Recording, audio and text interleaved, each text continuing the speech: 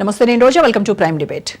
ఊడించారు, ఊదరగొట్టారు, తీరా టైం వచ్చేసరికి హ్యాండ్ ఇచ్చారు. కాంగ్రెస్ కు కత్తి మీద సాముల కేబినెట్ కూర్పు జరిగింది. ముఖ్యమంత్రి రేవంత్ కు కొత్త టెన్షన్ పట్టుకుంది. దీంతో గాంధీ భవన్ లో విస్తరణ మంటలు చాప కింద నీరులా వ్యాపిస్తున్నాయి. ఖాళీగా ఉన్న పోస్టులకు తీవ్ర పోటీ నెలకొంది. పదవి ఆశించి భంగపడ్డ సీనియర్లు లోలోపల రగిలిపోతున్నారు. హస్తంలో అసమ్మతి జ్వాల తగ్గేదెలా? భవిష్యత్తులో తిరుగుబాటు తప్పదా? విస్తరణంపై ఇవాల్టి special debate.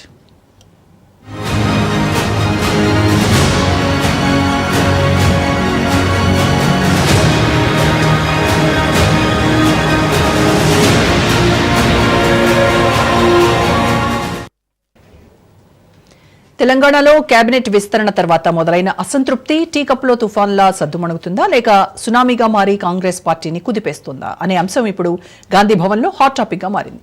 Revanth Reddy cabinet లో 6 స్థానాలకు ఖాళీలున్నా కేవలం 3 మాత్రమే భర్తీ చేసింది. దీంతో వ్యూహాత్మకంగానే ఇంకా 3 స్థానాలు పెండింగ్ లో పెట్టారనే వాదన వినిపిస్తోంది.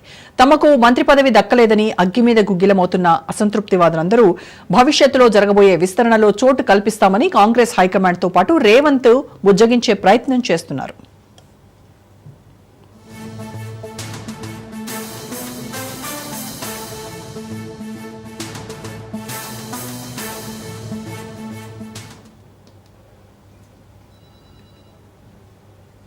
తెలంగాణలో ఖాళీగా ఉన్న 3 మంత్రి పదవుల్లో ముస్లిం మైనారిటీలకు తప్పనిసరిగా ఒక బెర్త్ కేటాయించక తప్పదు. ఇక మిగిలేవి 2 మంత్రి పదవులే. వాటిలో మల్రెడ్డి రంగారెడ్డి కేటాయిస్తారా, కోమటిరెడ్డి రాజగోపాల్ రెడ్డికి ఇస్తారా?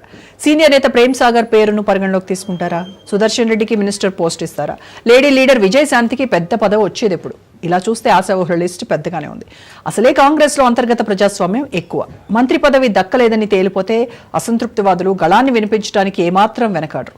ఒక్కసారి డిసైడ్ అయ్యాక కాంగ్రెస్ అసమ్మతివాదులు సీఎంనే కాదు అధిష్టానాన్ని సైతం కడిగి పారేసేందుకు వెనకాడబోరన్న విషయం గత అనుభవాలు గుర్తు చేస్తున్నాయి. అందుకే తెలంగాణ కాంగ్రెస్ రాష్ట్ర నాయకత్వానికి ఫుల్ క్లారిటీ ఉంది.